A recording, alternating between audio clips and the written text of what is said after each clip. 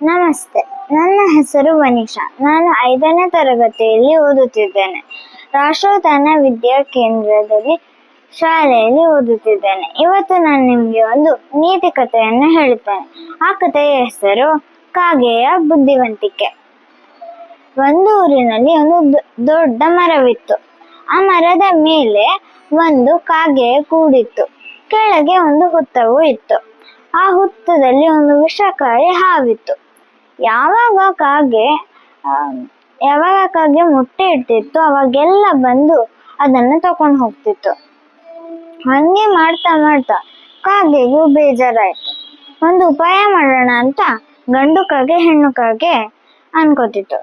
ಹಂಗೆ ಗಂಡು ಕಾಗೆ ಒಂದ್ಸಲ ಅಲ್ಲಿ ಒಂದು ದೊಡ್ಡ ಮರದ ಚೂರುಗಳಿದೆ, ಅದನ್ನ ತಂದು ಹುತ್ತದ ಮೇಲೆ ದಿನ ಹಾಕ್ತಾ ಇದ್ರೆ ಒಂದು ಸಲ ಒಂದು ದೊಡ್ಡ ಮರವು ಬಿದ್ದ್ಬಿಡುತ್ತೆ ಅಂತ ಹಾವೇ ಎದ್ರುಕೊಂಡು ಹೋಗ್ಬಿಡುತ್ತೆ ಅಂತ ಹೇಳುತ್ತೆ. ಅದಕ್ಕೆ ಇನ್ನೇನ್ ಮಾಡೋದು ಅಂತ ಎಲ್ಲರೂ ಒಪ್ಕೊಂಡು ಹೋಗ್ತಾರೆ. ಹಾಕ್ತಾ ಏನು ಉಪಯೋಗ ಆಗಲ್ಲ, ಆದ್ರೆ ಮರಕ್ಕೆ ತೊಂದ್ರೆ ಆಗುತ್ತೆ. ಆ ಹಕ್ಕಿಗೆ ಹೋಗೋದು ಬರೋದೆಲ್ಲ ತೊಂದ್ರೆ ಆಗುತ್ತೆ. ಅದರಿಂದ ಎಲ್ಲರೂ ಯೋಚನೆ ಮಾಡ್ತಾರೆ, ಇದ್ ಮಾಡೋದನ್ನ ನಿಲ್ಸೋಣ ಅಂತ. ಅವಾಗ ಹೆಣ್ಣು ಕಾಗೆ ಹೇಳುತ್ತೆ, ನಾನು ಇನ್ನೊಂದು ಉಪಾಯ ಮಾಡ್ತೀನಿ ಅಂತ ಅನ್ಕೊಂಡು ಒಂದು ದೊಡ್ಡ ಅರಮನೆಗೆ ಹೋಗುತ್ತೆ.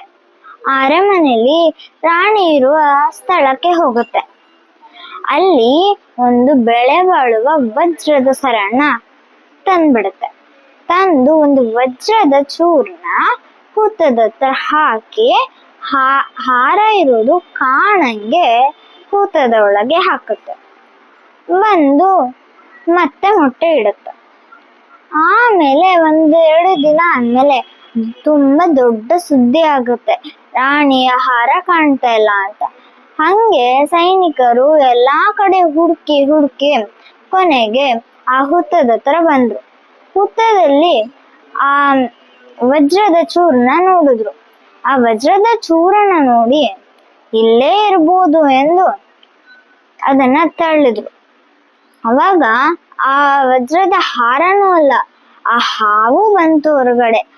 ಅವಾಗ ಅದನ್ನ ನೋಡಿ, ಇದು ತುಂಬಾ ವಿಷಕಾರಿ ಹಾವು, ಇದು ನಮ್ಮ ಊರಲ್ಲಿ ಇದ್ದರೆ ನಮ್ಮ ಜನಕ್ಕೆ ಯಾವತ್ತೋ ಒಂದಿನ ತೊಂದ್ರೆ ಆಗ್ಬೋದು ಎಂದು ಅಲ್ಲಿಂದ ಅದನ್ನ ಓಡಿಸಿಬಿಟ್ರು.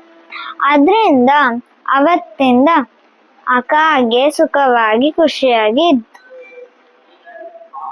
ಈ ಸ್ಟೋರಿಯ ನೀತಿ, ಶಕ್ತಿಗಿಂತ ಯುಕ್ತಿ ಮೇಲು. ಈ ಸ್ಟೋರಿ ಇಷ್ಟ ಆಗಿದ್ರೆ ಚಾರು ಕಲ್ಚರಲ್ ಫೌಂಡೇಶನ್ಗೆ ಸಬ್ಸ್ಕ್ರೈಬ್ ಮಾಡಿ, ಲೈಕ್ ಮಾಡಿ, ಶೇರ್ ಮಾಡಿ. Thank you.